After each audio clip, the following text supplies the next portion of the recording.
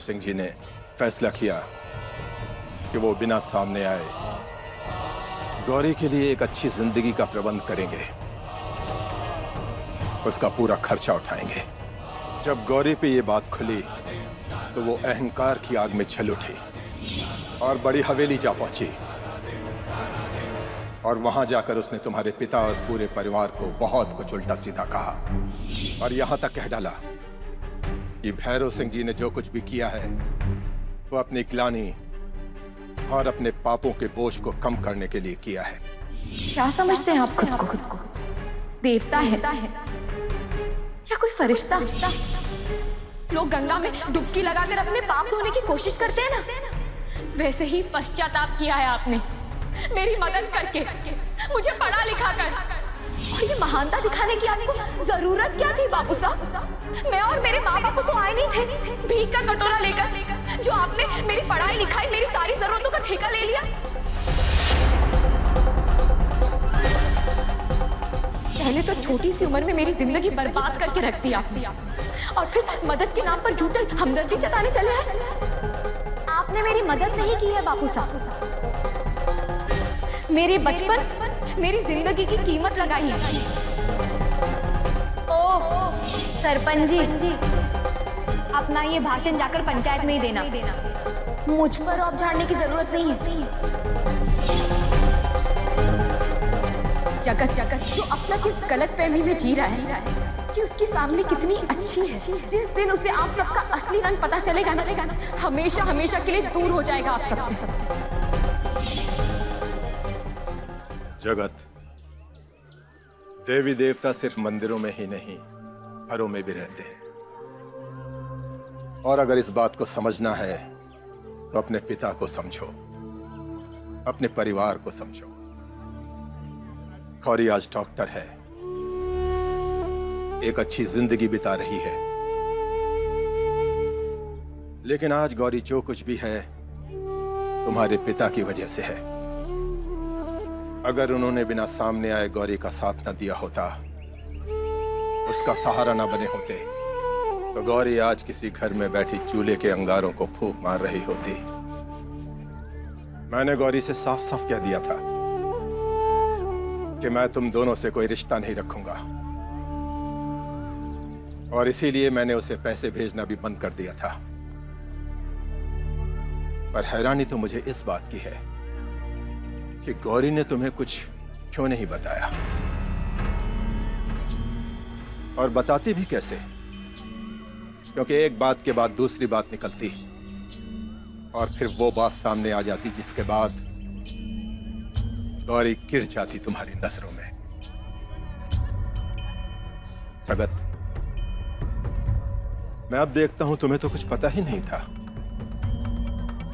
और अगर पता भी होता तो क्या करते? तुम्हें कुछ दिखाई नहीं देता, क्योंकि तुम तो गौरी के प्यार में अंधे हुए थे। वो सुनाई नहीं देता, क्योंकि तुम तो सिर्फ गौरी का नाम सुनते रह गए थे, और इस जादू में बंधे तुम अपने परिवार को चोट पहुंचाते चले गए, एक के बाद एक दर्द देते चले गए। जगत, तुम्हारे पिता तुम्हारे परिवार पर हुए अपराधों में गौरी अकेली अपराधी नहीं है, तुम भी बराबर के हिस्सेदार हो। पाप के घड़े का भार जितना गौरी के कंधों पर है, उसका उतना ही भार तुम्हारे कंधों पर भी है।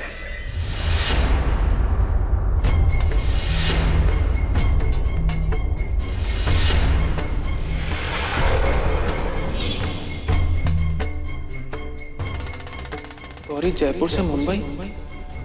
गौरी, तुम अपने कजन से मिलने कहाँ गई थी? भोपाल। लेकिन ये टिकट तो भोपाल की नहीं। भोपाल से मुंबई के लिए डायरेक्ट फ्लाइट मिल ही नहीं रही थी, सभी फुल थी, इसीलिए तो मुझे भोपाल से जयपुर जाना पड़ा और फिर जयपुर से मुंबई की फ्लाइट लेनी पड़ी। मैंने बड़े पापा से पैसों की मदद लेनी बंद कर दी है। मैंने सोचा कि कब तक हम अपनी पढ़ाई, अपने घर के खर्चे के लिए दूसरों का सहारा लेते हैं। गौरी कुरियर वाला था, तुम्हारे नाम पर बैंक के फॉर्म्स आए कुछ। अरे ये तो बड़े पापा ने भेजा है।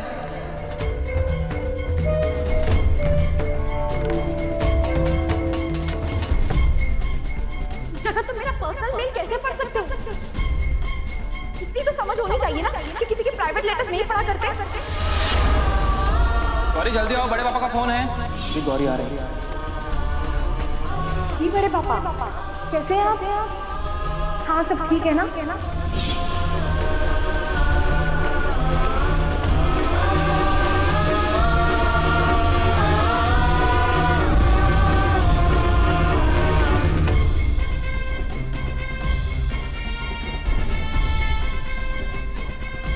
गौरी को कभी परिवार का प्यार चाहिए ही नहीं था।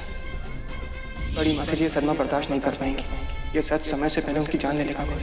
हमें चुप रहना होगा उनके खाते। बड़ी मासी जी, बहुत देर हो रही है, चलो प्लीज। छोड़ो। किसकी एनिवर्सरी मना रही है? किसके लिए पूजा रखवा रही है? उनके लिए जो पति पत्नी है ही नहीं। हाँ बड़ी मासी जी, जगत जाने कि आपका जग्या आनंदी का पति नहीं है, वो मेरा हस्बैंड है। बड़ी मासी जी, जी।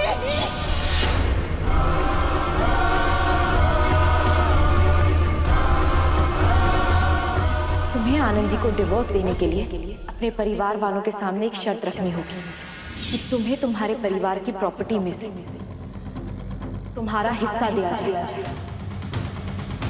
तुम्हें लड़ना होगा जगत, तुम्हें आगे होकर अपना हक मांगना होगा। अच्छा प्रेजेंट सरप्राइज, इसे देखकर सारी थकान उतर गई मेरी। अच्छी यादों को हमेशा सहेज के रखना चाहिए। मुझे इस परिवार से कोई रिश्ता नहीं चाहिए, कोई रिश्ता नहीं चाहिए मुझे। सिर्फ वही क्या, हमें किसी की भी कोई जरूरत नहीं है। हम दोनों ही बहुत है एक दूसरे के लिए। इसे नाजुक मौके पर कोई ज्यादा पूछताछ तो करेगा नहीं। और अगर खाली घर होगा तो तुम अपना काम भी आसानी से कर पाओगे। भभू छोड़ देना वहाँ और चले आना मेरी तसल्ली के लिए। तुम अपनी जिंदगी के 2 दिन नहीं दे सकते।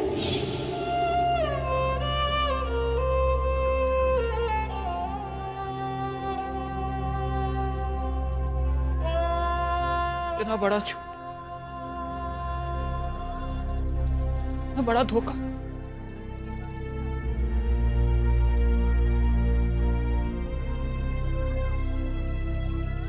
परिवार का प्यार पाने की कोशिशों का नाटक।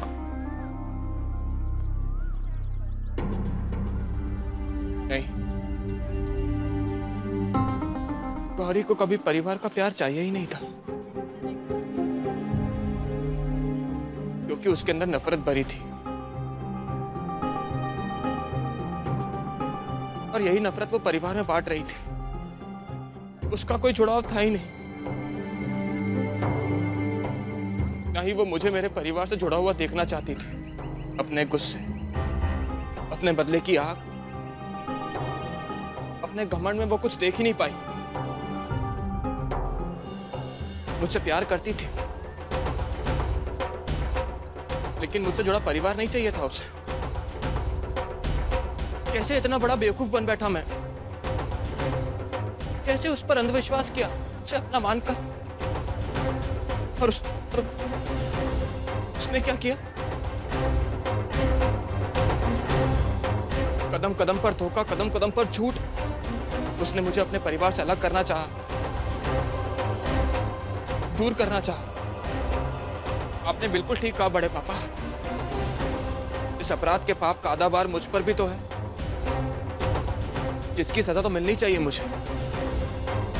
कुछ और नहीं तो कम से कम इस बात की तो जरूर मिलनी चाहिए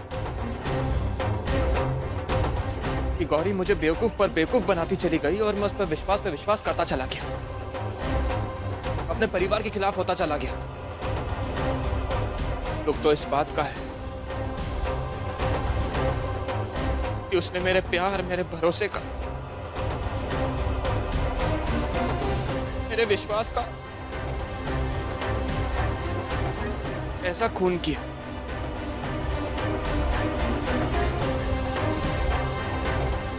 और ये तुमने ठीक नहीं किया, तुमने ठीक नहीं किया गौरी।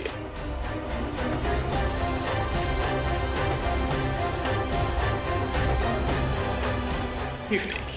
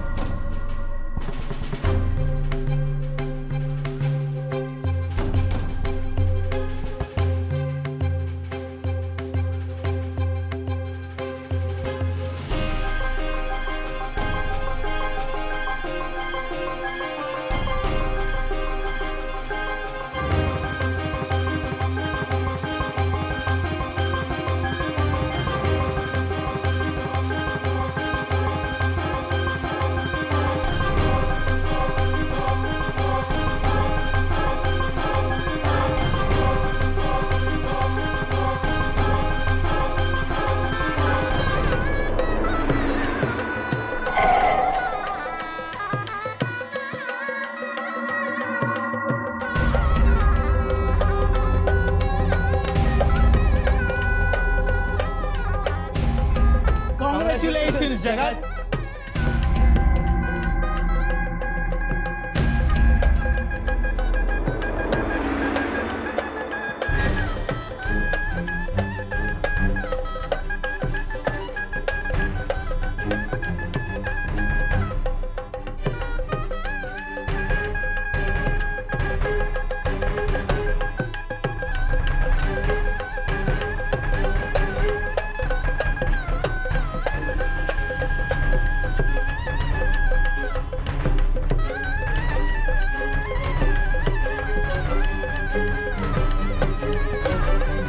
तुम्हें तो कुछ दिखाई नहीं देता क्योंकि तुम तो गौरी के प्यार में अंधे और इस जादू में बंधे अपने परिवार को चोट पहुंचाते चले गए।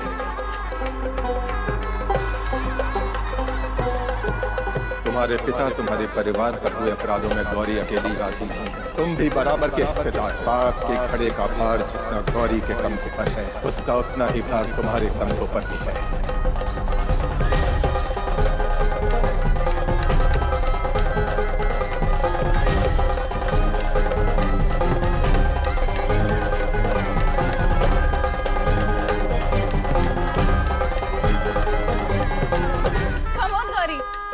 सरप्राइज देना चाहती थी ना, देखो कितना हैरान हो गया है कि कुछ रिएक्ट ही नहीं कर पा रहा है। चलो वरमाला पहना दो।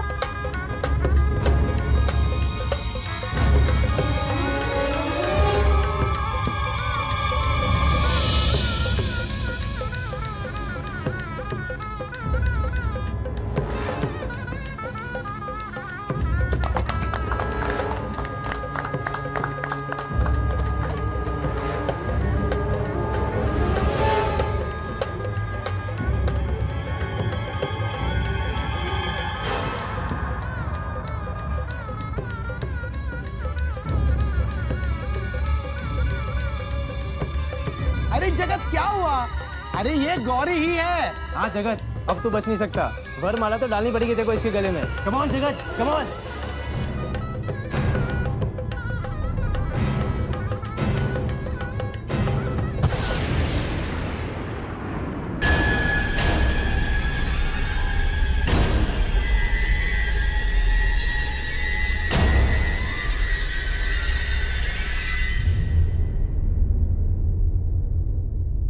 क्या कर रहे हो?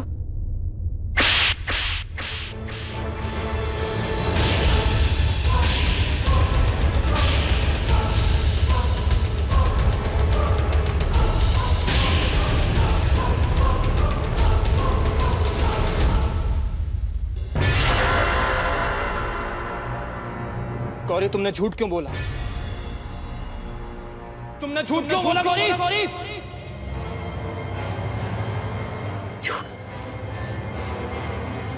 कैसा झूठ जगत? गौरी, इतने झूठ बोल चुकी हो तुम कि मुझे तुम्हें यह भी बताना पड़ेगा कि किस झूठ के बारे में बात कर रहा हूं मैं। ठीक है, मैं तुम्हें याद दिलाता हूं। बहुत बड़ा झूठ बोला है तुमने मुझसे, अपने बड़े पापा को लेकर। वही बड़े पापा जिनसे अक्सर तुम बातें करती हो। कभी वो तुम्हें फोन करते हैं, कभी तुम उन्हें फोन करती हो। वो तो यहाँ आने वाले थे ना हमारे साथ रहने के लिए। फिर क्या हुआ? लेकिन मैंने बताया था कि वो कोलकाता में है, यही ना? हाँ। फिर झूठ बोल रही हो तुम। फिर झूठ बोल रही हो। क्यों बोल रही हो गौरी? झूठ क्यों बोल रही हो तुम? कंवर साहब, इतना गुस्सा ना करो, मेहमान है घर। हाँ, इन सबको पता चलना चाहिए ना कि आपकी बेटी कैसी है। कितना नीचे गिर सकती है ये।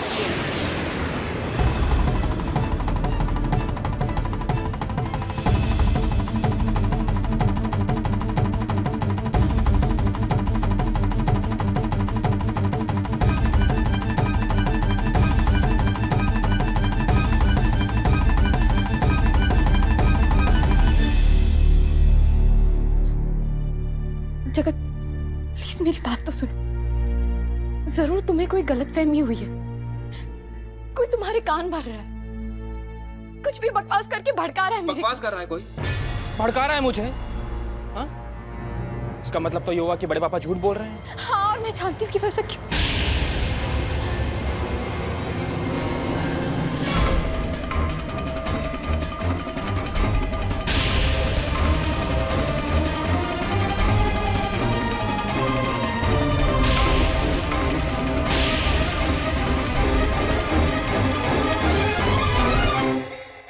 क्या हुआ गौरी? तुम चुप क्यों हो गए?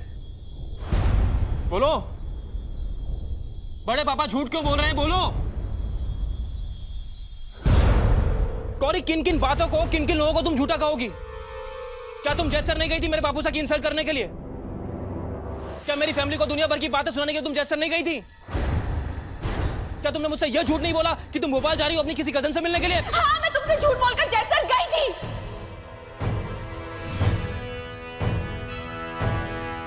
मैं तुम्हारे बापू से सवाल करने गई थी, क्योंकि उन्होंने जो मेरे साथ किया ना जगत, वो बहुत गलत था। उन्होंने बड़े पापा को तक मेरे खिलाफ भड़काया, इतना कि उन्होंने मुझसे अपने सारे रिश्ते तक तोड़ दिए। जगत, सच कहूं जगत, तो तुम्हारे बापू सा जितना खुदगर्ज, मीन और पत्थर दिल इंसान मैंने आज तक अपनी जिंदगी में नहीं देखा। अगर वो बदला लेने पर उतर आए ना,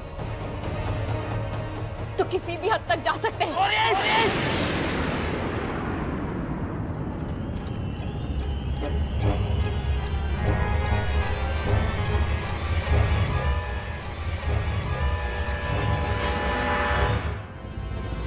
जगत प्लीज, जगत प्लीज ट्रस्ट मी, प्लीज मुझे समझने की कोशिश करो। जगत, तुम ही तो हो मेरी जिंदगी में, यू आर माय लाइफ। जगत,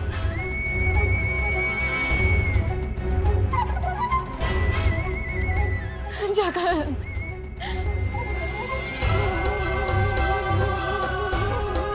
बड़े बाबा आप प्लीज जगत को कहिए ना। बड़े बाबा प्लीज जगत को समझाइए। अब मेरे आगे मिन्नत करने से कोई फायदा नहीं गौरी। ये तुम्हारे ही कर्मों का फल है जो एक ना एक दिन तो तुम्हें भुगतना ही था। अपनी ही खुशियों के लिए किसी और की दुनिया उजाड़ने से पहले अगर एक बार भी तुमने इस बारे में सोच लिया होता, तो शायद आज तुम्हें ये सब नहीं देखना पड़ता। आज तुम्हारी ये हालत नहीं होती। बड़े बाबा प्लीज, जगत, Don't touch me, touch me!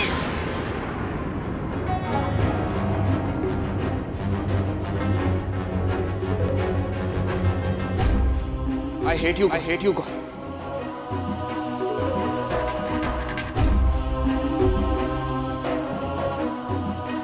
जो तुमने किया है ना मेरे साथ, मेरी फैमिली के साथ, जो इतने सारे झूठ बोले हैं तुमने,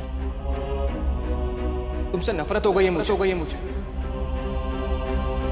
गौरी, तुम्हारे लिए मैं अपने घर वालों को छोड़कर तुम्हारे पास चला आया। अपना गांव, अपना परिवार, सब कुछ छोड़ छाड़कर मैं तुम्हारे पास चला आया। यहां तक कि तुम्हारे लिए मैंने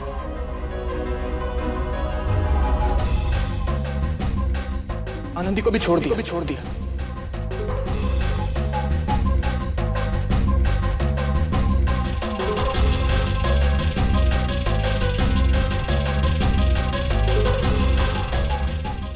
जब इंसान का सामना छिपाए हुए सत्य से होता है तो सारे भ्रम सत्य की आंच से पिघलकर बहने लगते हैं।